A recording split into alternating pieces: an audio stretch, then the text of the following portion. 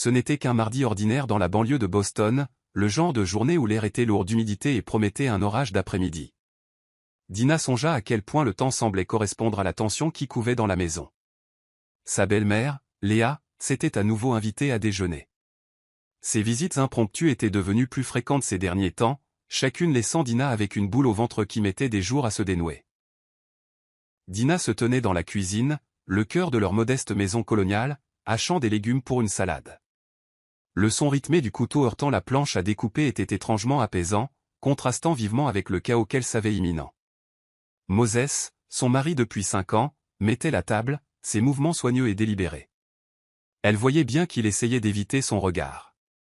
Elle sera là d'une minute à l'autre, dit-il, sa voix anormalement enjouée. Peut-être que cette fois, ce sera différent, Dina.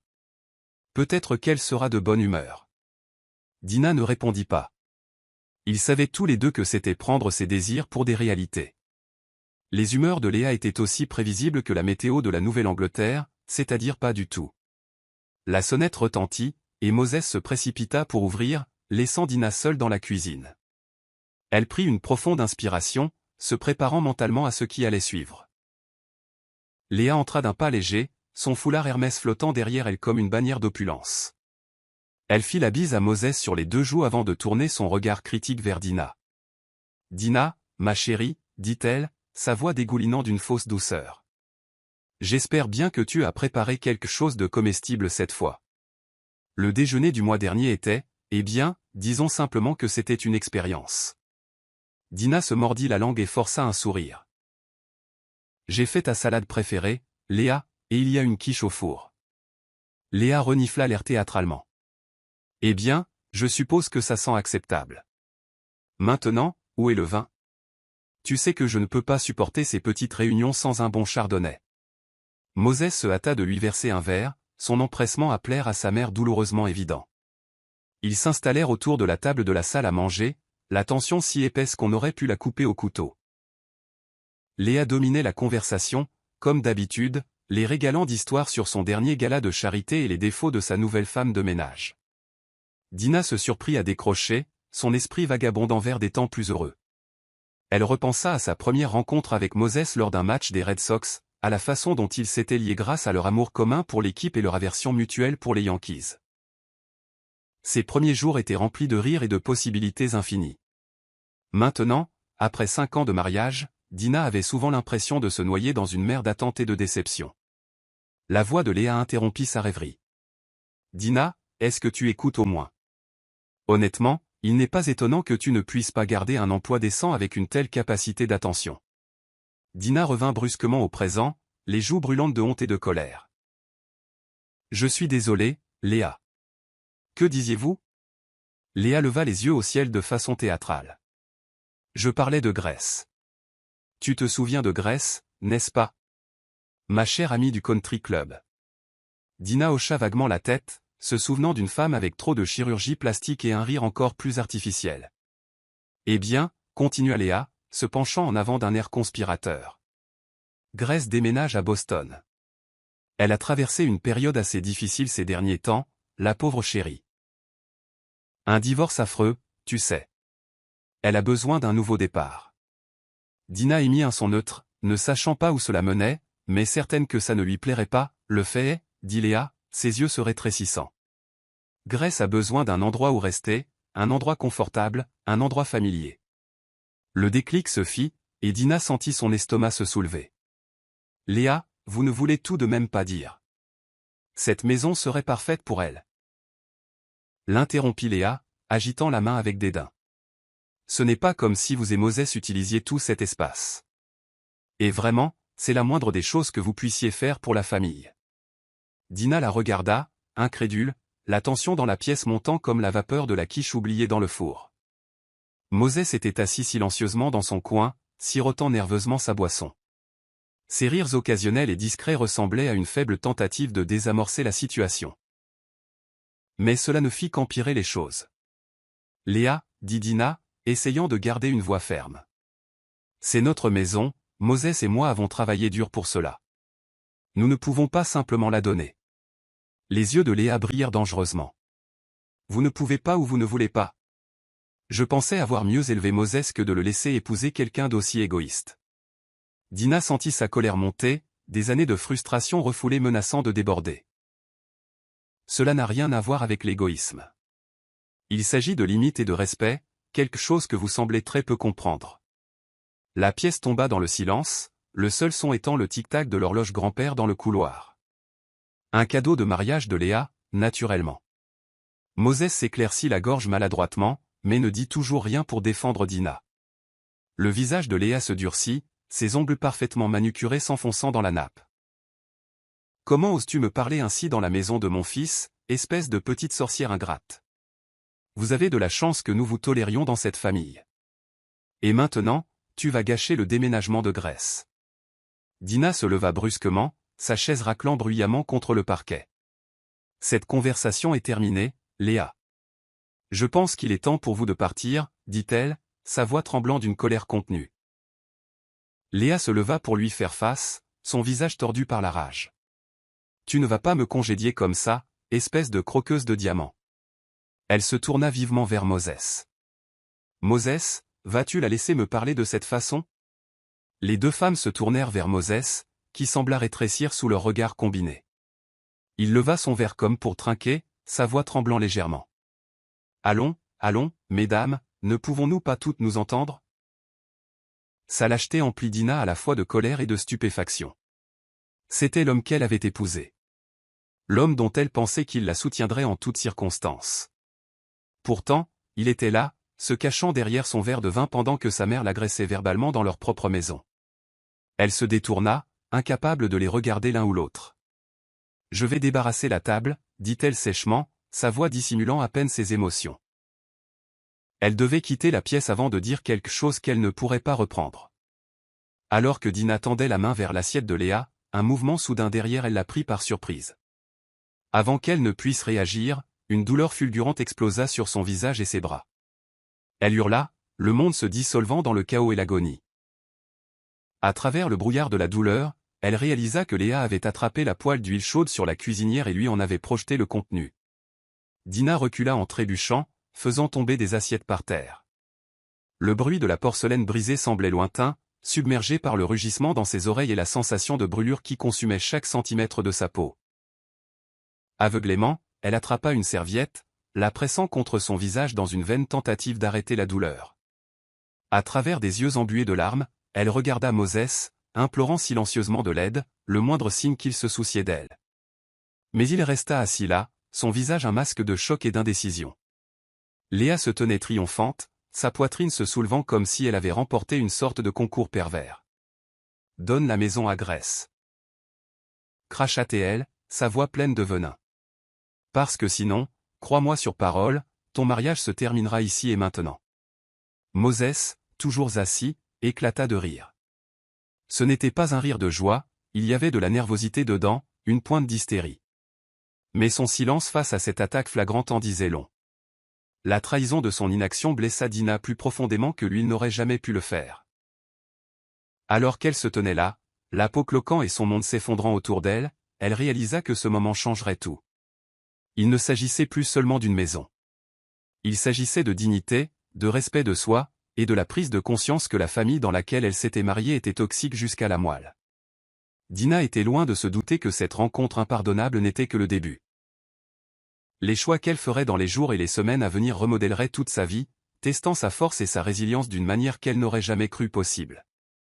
Mais à cet instant, tout ce qu'elle pouvait sentir, c'était la brûlure, de sa peau, de sa colère, et des ponts qui étaient sur le point de partir en fumée. Le monde autour d'elle se brouilla dans une brume de douleur et d'incrédulité. La chaleur cuisante sur sa peau n'avait d'égal que la rage brûlante dans sa poitrine.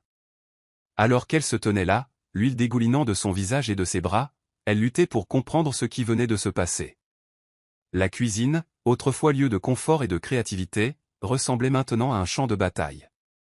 Les yeux de Léa, sombres de malice, fixaient Dina. Ses lèvres se retroussèrent en un rictus cruel tandis qu'elle sifflait. Espèce de petite sorcière ingrate. Vous avez de la chance que nous vous tolérions dans cette famille. Maintenant, tu vas gâcher le déménagement de Grèce. Les mots frappèrent Dina comme une autre éclaboussure d'huile chaude, chaque syllabe se gravant dans sa mémoire. Elle ne broncha pas. Malgré la douleur, malgré le choc, elle tint bon. Des années à endurer les piques verbales de Léa l'avaient préparée à ce moment, bien qu'elle n'ait jamais imaginé que cela irait jusqu'à la violence physique. Dina jeta un coup d'œil à Moses, cherchant désespérément du soutien, une validation, n'importe quoi. Mais ce qu'elle vit la glaça jusqu'aux os. Moses, son mari depuis 5 ans, l'homme avec qui elle avait construit une vie, leva simplement son verre comme pour trinquer à sa mère. Son visage était un masque d'amusement nerveux, un faible gloussement s'échappant de ses lèvres.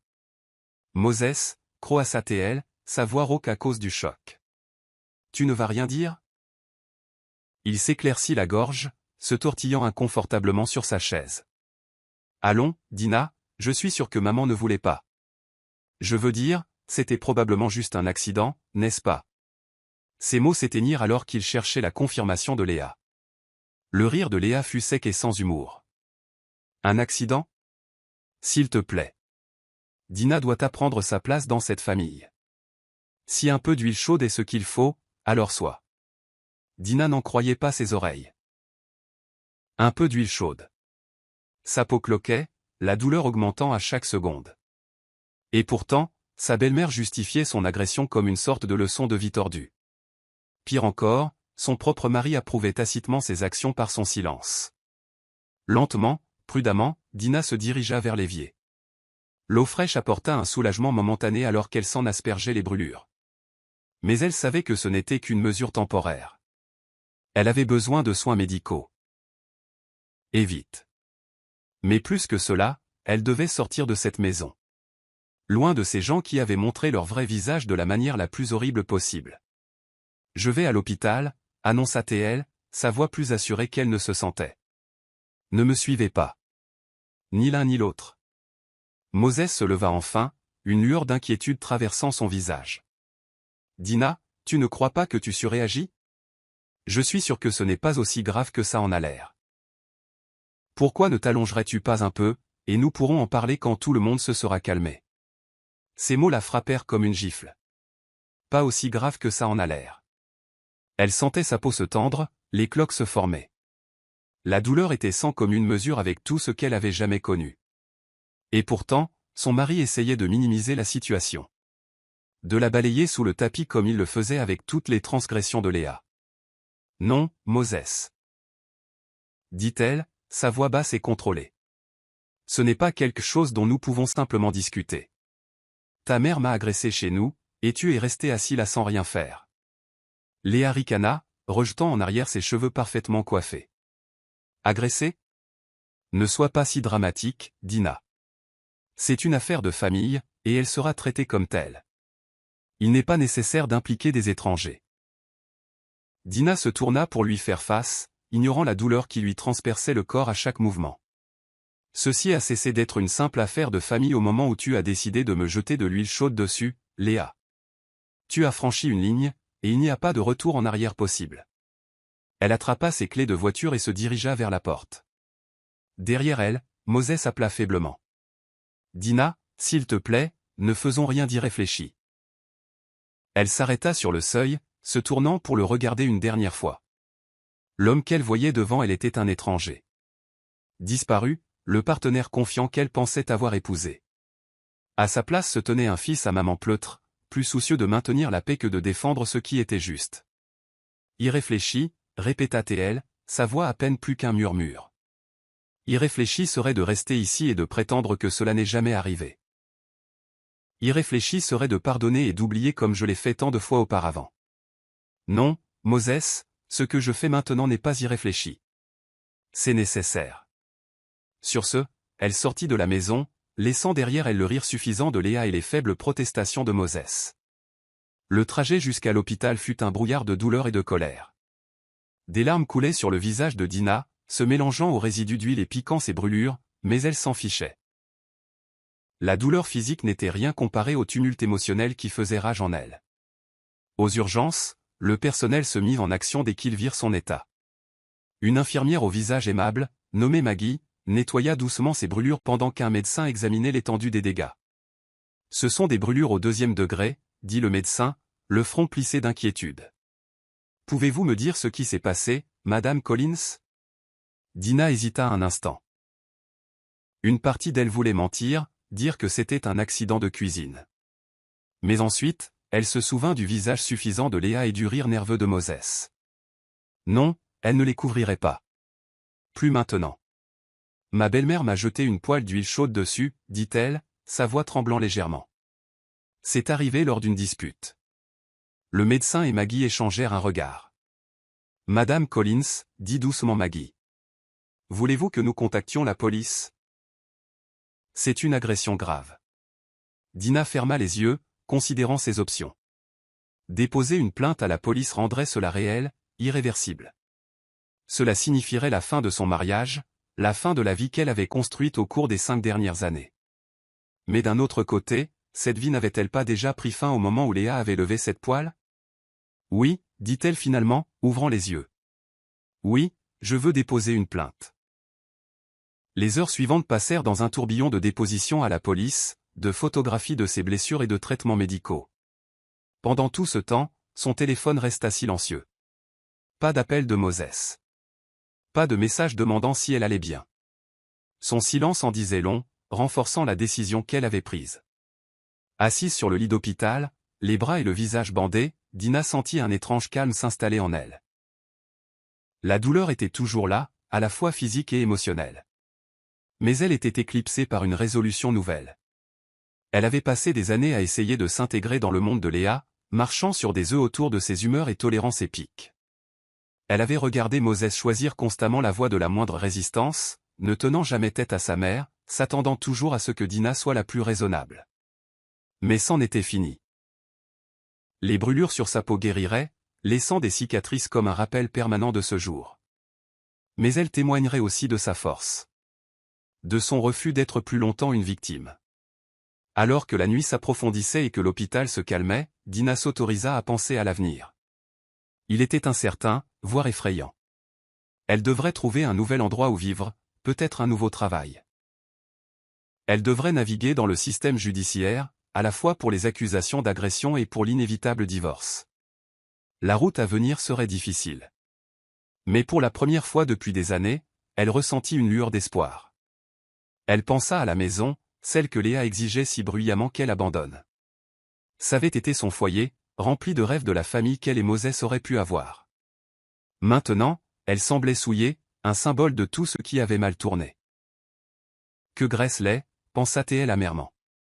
Qu'elle voit à quelle vitesse la générosité de Léa se transforme en contrôle.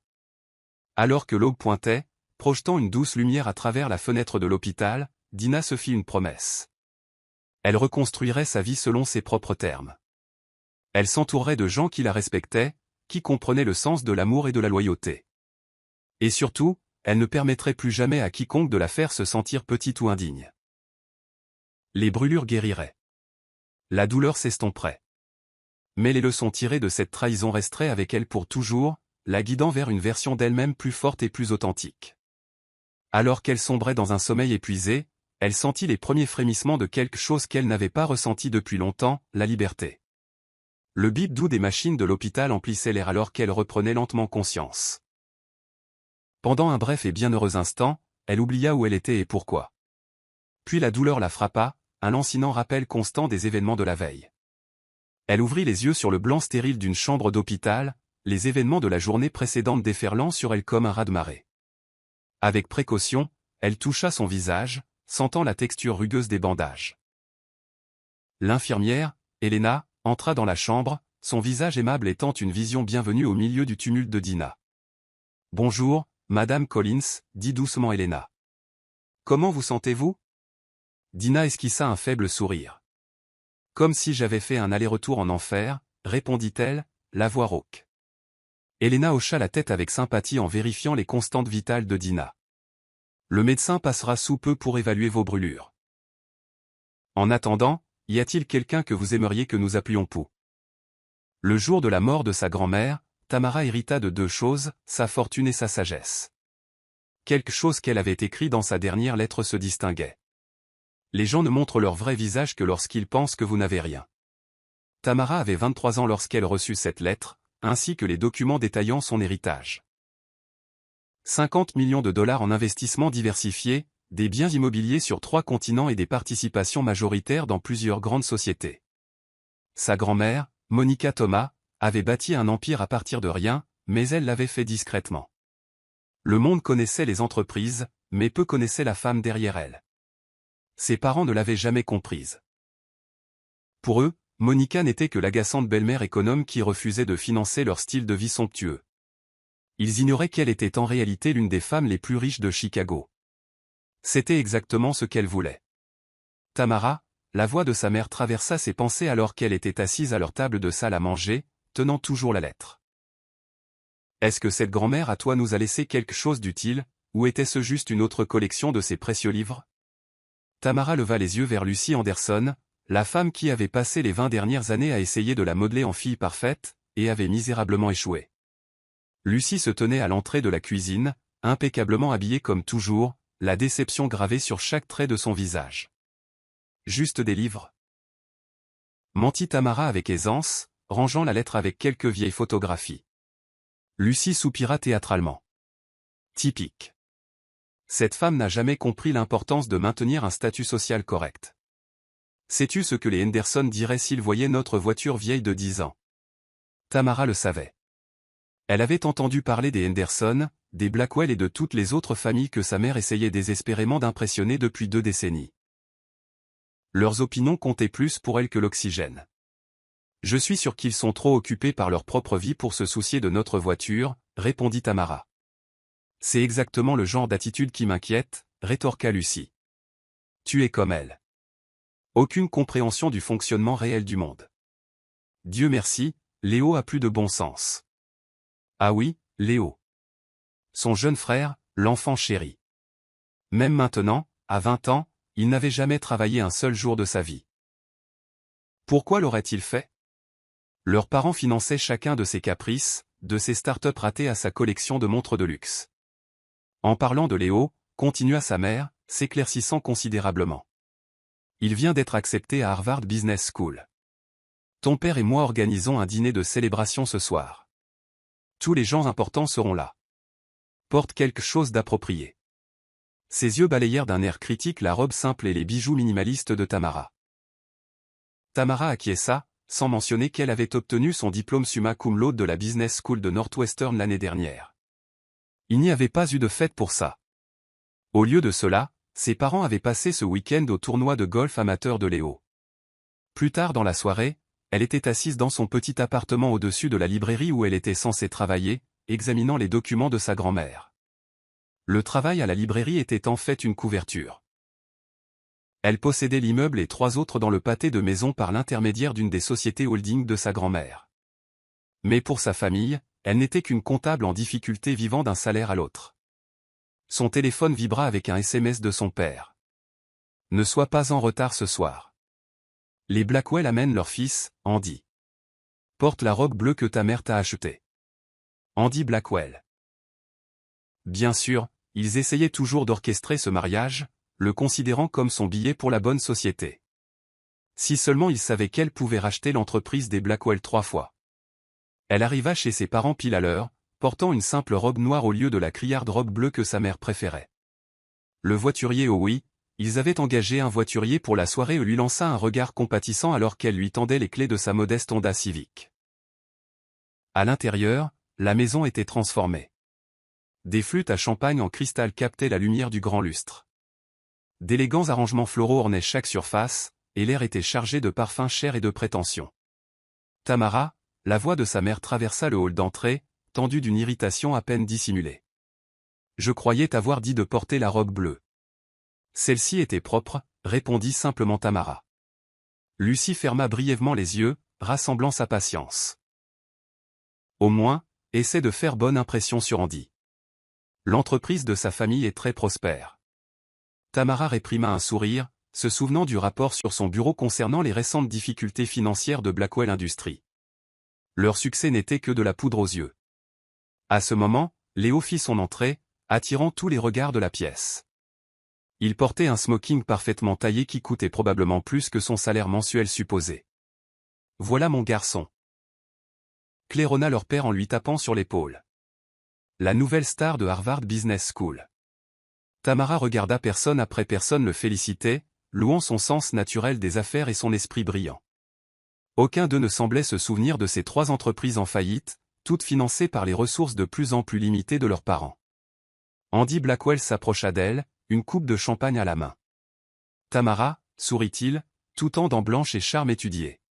« Tu travailles toujours dans cette petite librairie ? Quelqu'un doit bien payer les factures, dit-elle doucement. Il rit comme si elle avait raconté une blague particulièrement amusante.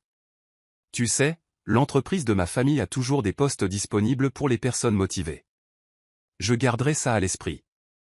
La soirée se poursuivit sur ce ton, un défilé de richesse et de condescendance subtile. Tamara regarda ses parents aduler Léo, trouvant des excuses sans fin à ses échecs passés, tout en pointant ses succès futurs imaginés. Mais sous l'éclat et le brillant, elle pouvait voir les fissures.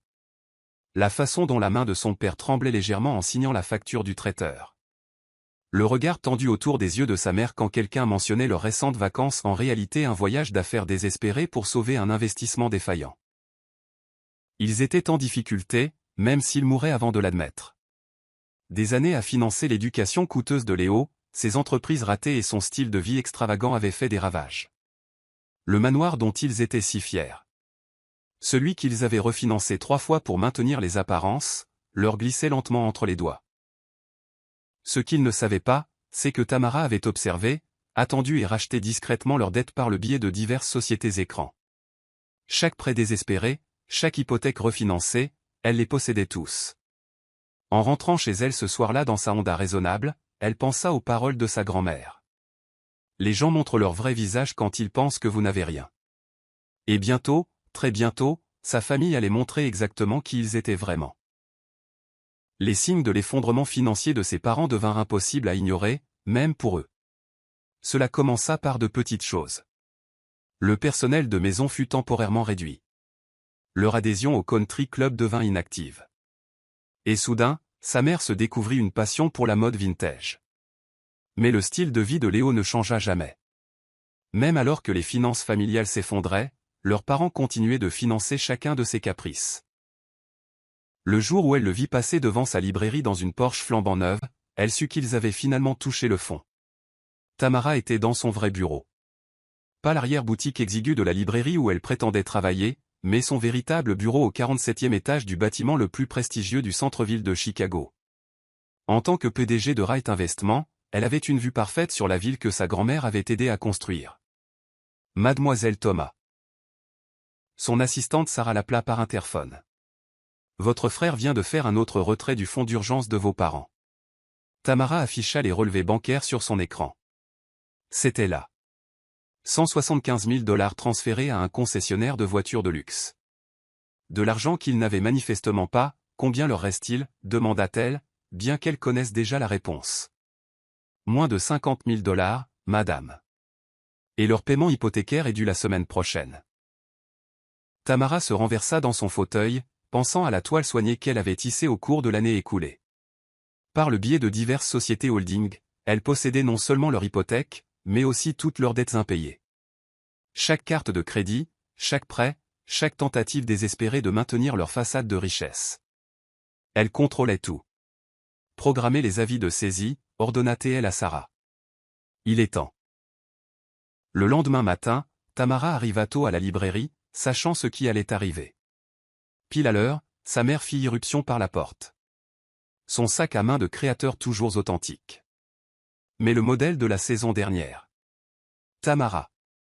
Sa voix était aiguë de panique. Quelque chose de terrible est arrivé. Tamara leva les yeux du registre qu'elle prétendait examiner. La banque, halta Lucie. Ils disent qu'ils vont saisir la maison.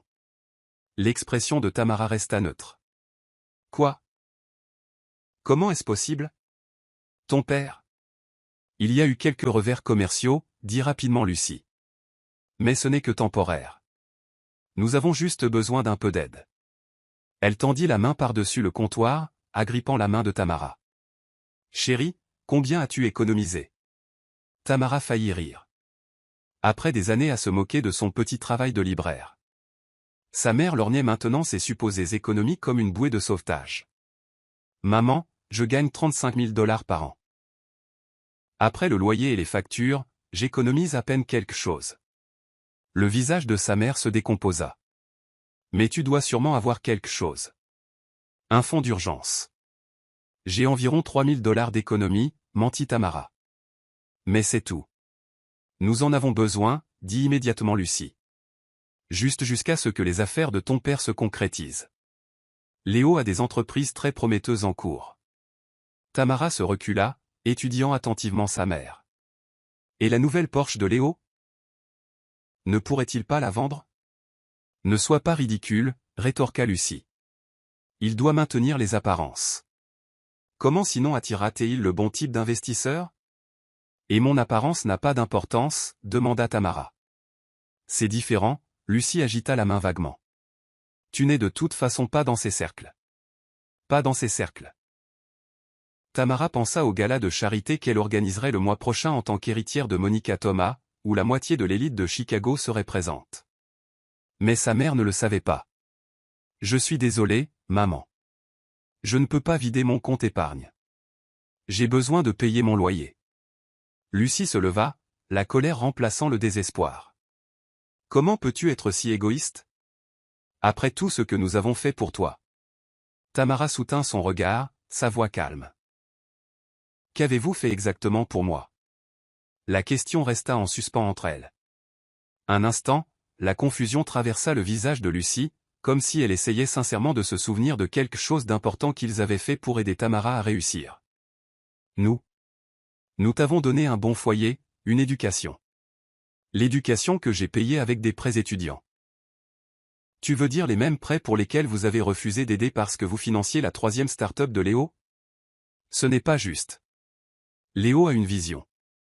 Il a juste besoin de soutien pour s'en sortir. La voix de Tamara était basse, mais ferme. Excuse-moi.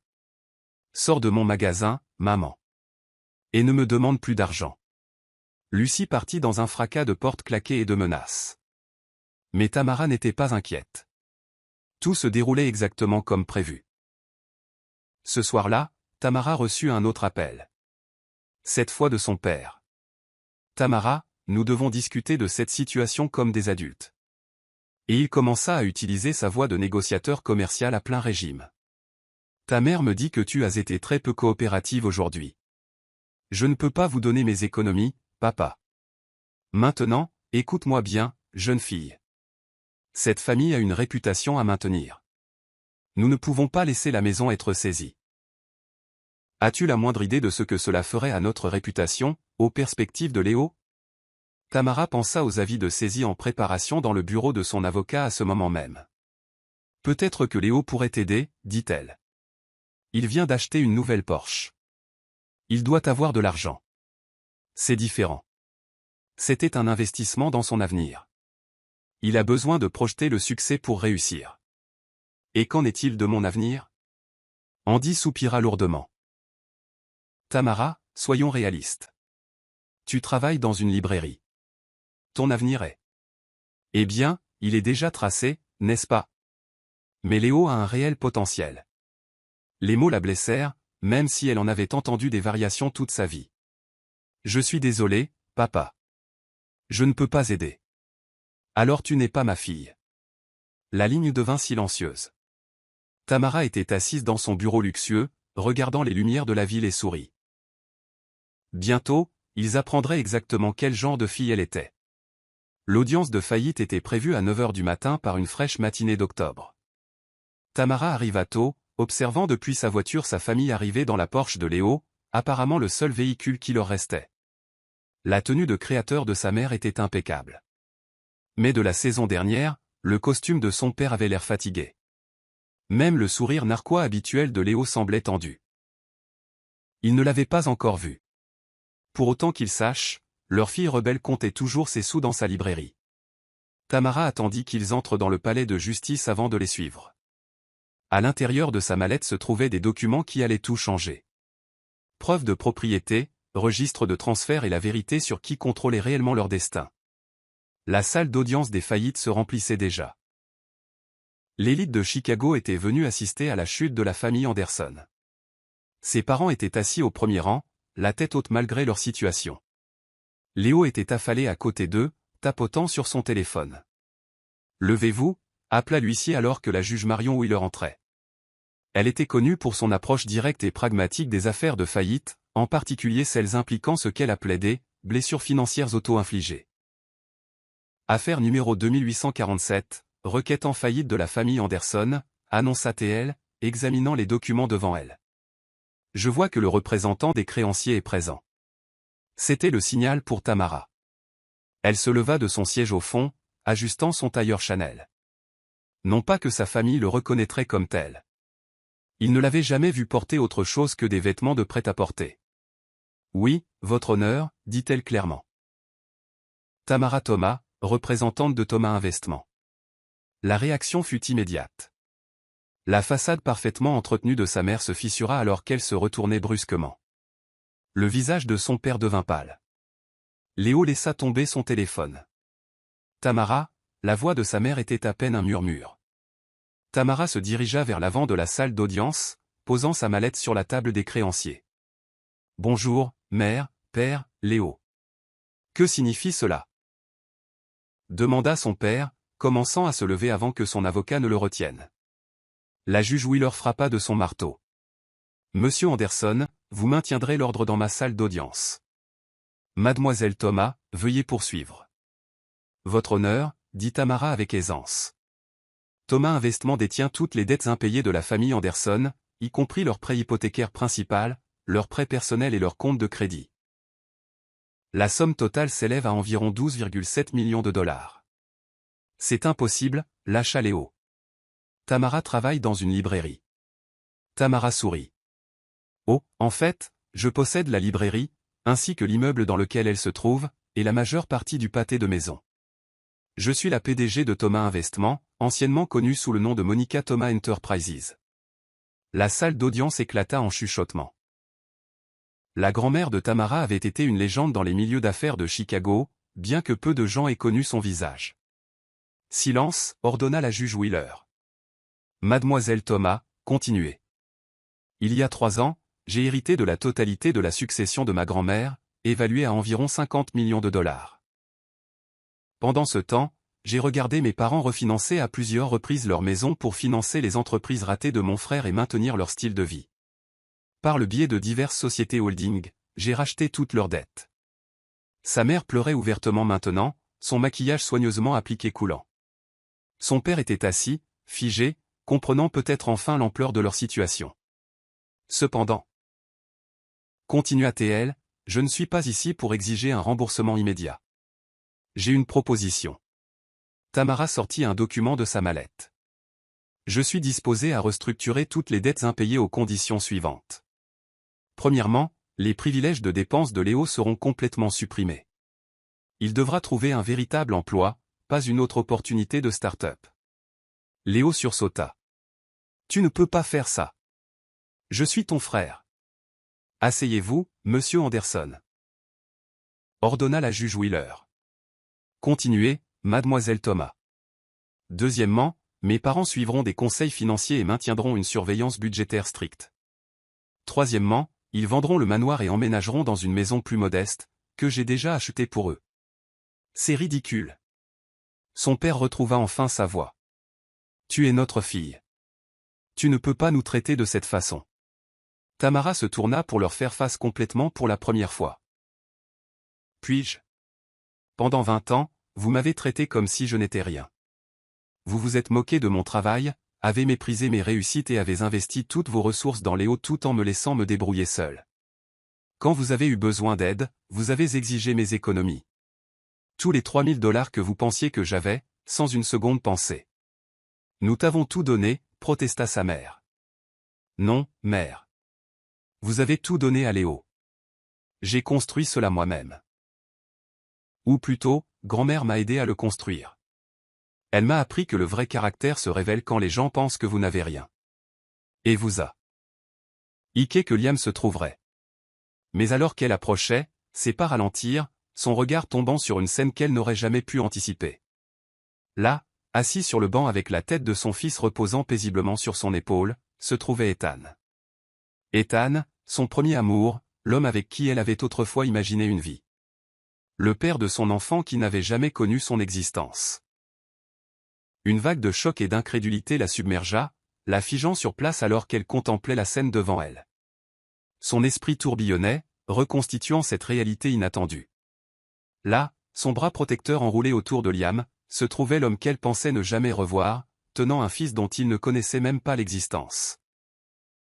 Elle n'avait pas pensé à Ethan depuis des années de manière tangible, se forçant à le repousser, à se concentrer sur l'éducation de Liam sans que le poids de son passé ne la freine. Pourtant, il était là, juste devant elle, et avec la seule partie de sa vie qu'elle n'avait jamais pu laisser partir.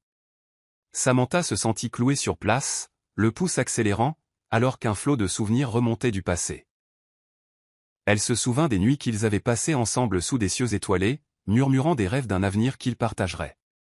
Elle se souvint de l'angoisse qu'elle avait ressentie lorsque sa famille s'était interposée entre eux, l'emmenant et la laissant derrière pour continuer sans lui. Mais rien de tout cela ne se comparait à la douleur profonde qu'elle avait ressentie le jour où elle avait découvert qu'elle était enceinte de son enfant. Le mélange écrasant d'amour et de peur alors qu'elle réalisait qu'elle devrait élever Liam seule. Et maintenant, le destin l'avait ramenée à Ethan d'une manière qu'elle n'aurait jamais pu anticiper. Elle sentit une vague de panique monter en elle. Que dirait-elle? Comment expliquerait-elle? La reconnaissait-il seulement? Mais alors qu'elle se tenait là, médusée, elle ne put s'empêcher de ressentir l'ironie douce amère du moment. Pendant toutes les années où elle avait gardé secrètes les origines de Liam, il était là, dans les bras de son père, sans qu'aucun d'eux ne connaisse la vérité. À cet instant, Liam s'agita, sa tête se soulevant légèrement de l'épaule d'Ethan, ses yeux encore lourds de sommeil. Il cligna des yeux, regarda et la remarqua. « Maman » dit-il, un sourire illuminant son visage alors qu'il se redressait, l'excitation et le soulagement inondant son expression. Le regard d'Ethan suivit, son expression chaleureuse alors qu'il remarquait le bonheur de Liam. Mais ensuite, ses yeux se levèrent et rencontrèrent ceux de Samantha. Un instant, aucun d'eux ne bougea. Le monde sembla se figer autour d'eux.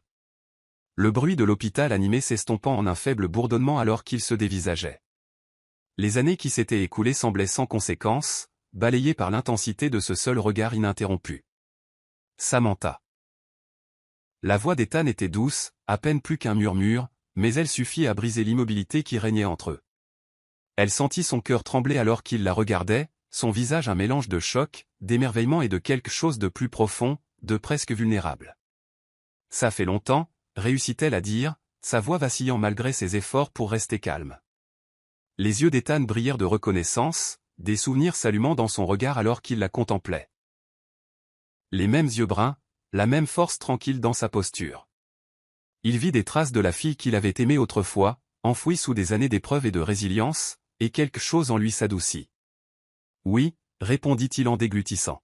« Vraiment longtemps. » Un silence s'installa entre eux, lourd de mots non dits et de souvenirs qui ne s'étaient pas estompés malgré les années.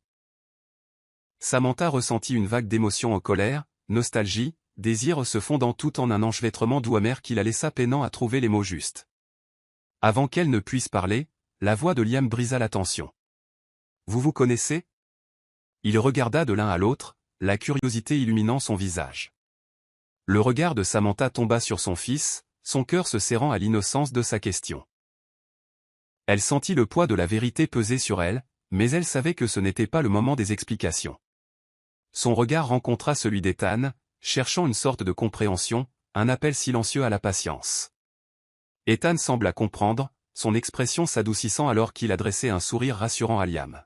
« Oui, nous nous sommes connus il y a longtemps », répondit-il simplement, son ton doux, presque respectueux. Liam hocha la tête, acceptant la réponse sans plus de questions, mais ses yeux pétillaient d'une curiosité nouvelle. « C'est trop cool », dit-il en se retournant vers sa mère. « Monsieur Ethan a été vraiment gentil avec moi, il m'a même amené ici quand je me suis blessé. » Les yeux de Samantha rencontrèrent à nouveau ceux d'Ethan, et un instant, son sang-froid la quitta, la gratitude et l'émotion remplissant son regard. Elle avait voulu le remercier, trouver les mots pour exprimer l'immensité de ce qu'il avait fait pour son fils. Mais les mots semblaient inadéquats. « Merci », murmura-t-elle, à peine capable de garder sa voix stable. Ethan hocha la tête, ses yeux doux alors qu'il observait sa réaction. « Ce n'était rien, c'est un gamin formidable, vraiment. » Les mots portaient une signification plus profonde, un sentiment d'admiration et de respect qui allait au-delà de toute superficialité. Samantha pouvait le sentir, la reconnaissance silencieuse qu'ils partageaient tous les deux quelque chose de précieux. Même si Ethan ne comprenait pas encore toute la profondeur de la chose, la tension qui persistait entre eux était chargée d'émotions qu'aucun d'eux ne pouvait pleinement articuler. Pourtant, dans le silence, il y avait aussi une compréhension tranquille, le sentiment que ce moment était plus grand que d'eux, et que quoi qu'il arrive ensuite, cela nécessiterait patience et délicatesse. « Maman, on peut rentrer à la maison maintenant ?» La voix de Liam la ramena au présent, sa main se glissant dans la sienne. Samantha hocha la tête, le regardant avec un sourire tout en lui passant doucement la main dans les cheveux. « Oui, mon chéri. » répondit-elle, sa voix chaude et tendre. « Nous allons rentrer à la maison. » Ethan les regarda, sa poitrine se serrant en voyant l'amour dans le regard de Samantha alors qu'elle regardait leur fils. Bien qu'il n'ait aucun moyen de connaître la vérité, quelque chose dans cette scène le toucha profondément, remuant une douleur inattendue qui le laissa à la fois humble et incertain. Mais alors qu'il se préparait à partir, Ethan s'avança, sa main reposant légèrement sur l'épaule de Liam. « Liam, si jamais tu as besoin de quoi que ce soit, tu sais où me trouver, n'est-ce pas ?» Liam hocha la tête en souriant. « Oui, merci, monsieur Ethan. » Samantha prit une profonde inspiration, son regard croisant celui d'Ethan une dernière fois. Il y avait une vulnérabilité dans ses yeux, une promesse silencieuse d'une conversation à venir. Elle savait que la rencontre d'aujourd'hui n'était que le début, qu'ils devraient affronter le passé et trouver un moyen de réconcilier les morceaux de leur histoire commune. Alors qu'elle s'éloignait avec Liam, Ethan se tenait dans le couloir, les regardant disparaître au coin. Il sentit une douleur creuse dans sa poitrine, l'écho de quelque chose d'inachevé, une question qui persistait sans réponse. Et il savait au fond de lui qu'il chercherait cette réponse, où qu'elle le mène. Le soleil du soir jetait une douce lueur dorée sur le petit quartier alors qu'Ethan descendait la rue, retraçant les pas qu'il avait autrefois faits avec Liam. Chaque pas était chargé d'anticipation, son esprit s'emballant avec tout ce qu'il voulait dire, chaque question qu'il avait besoin de poser. Il atteignit la porte de Samantha et prit une profonde inspiration avant de lever la main pour frapper. À l'intérieur, Samantha sentit son cœur faire un bond au son. Elle n'attendait personne, et après les récentes rencontres avec Ethan, ses nerfs étaient à vif. Elle se dirigea vers la porte, s'attendant à moitié à ce que ce soit un voisin ou quelqu'un demandant son chemin. Mais en l'ouvrant, son cœur s'arrêta, et elle sentit le monde basculer. C'était lui. Ils restèrent là en silence un moment, se regardant avec un étonnement tranquille, les années et tous leurs mots non dits pesant lourdement entre eux. Ethan fit un petit pas en avant, son expression un mélange de désir et de regret. « Samantha » commença-t-il, la voix chargée d'émotion. « Je devais venir. » Samantha soutint son regard, son propre cœur battant la chamade alors qu'elle scrutait son visage, essayant toujours de réaliser qu'il était vraiment là. « Ethan » murmura-t-elle, presque effrayée de croire que c'était réel. « Pourquoi es-tu ici ?» Il laissa échapper un souffle, passant une main dans ses cheveux alors qu'il rassemblait ses pensées. « Parce que je n'ai jamais cessé de te chercher, » dit-il, sa voix se brisant légèrement. « Pas vraiment. J'ai essayé. Crois-moi. J'ai tout essayé pour te retrouver après que ma famille m'ait emmené. Je voulais revenir te voir, mais il... » Sa voix vacilla, et il serra la mâchoire, la douleur et la frustration de ces années refaisant surface. Samantha écouta, sa poitrine se serrant. Elle connaissait la désapprobation de sa famille, mais l'entendre maintenant, voir l'angoisse sur son visage, remua quelque chose de profond en elle. Elle l'avait imaginé passant à autre chose, l'oubliant, construisant une nouvelle vie sans y penser à deux fois. Elle n'avait jamais vraiment compris le pouvoir que sa famille exerçait sur lui. « Ils ont bloqué tous mes appels, contrecarré toutes mes tentatives pour te joindre, » continua-t-il, sa voix basse et remplie de chagrin. « Et quand je me suis finalement libéré et que je suis retourné en ville, je suis retourné là où nous vivions. J'ai demandé autour de moi, espérant que quelqu'un se souviendrait de toi, mais c'était comme si tu avais disparu. » Il baissa les yeux, ses mains se crispant et se détendant comme s'il luttait pour contenir ses émotions.